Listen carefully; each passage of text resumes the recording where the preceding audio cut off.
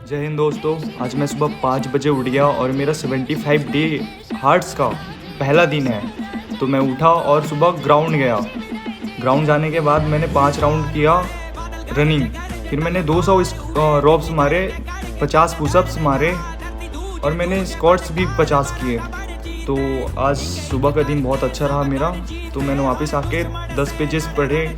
Book पढ़ना बहुत अच्छा होता है माइंड के लिए, तो आप भी पढ़िए। ये लीडरशिप का थोड़ा बुक है गाइस। फिर कॉलेज जाने के समय बारिश हो गया, फिर मैं थोड़ा लेट से कॉलेज गया।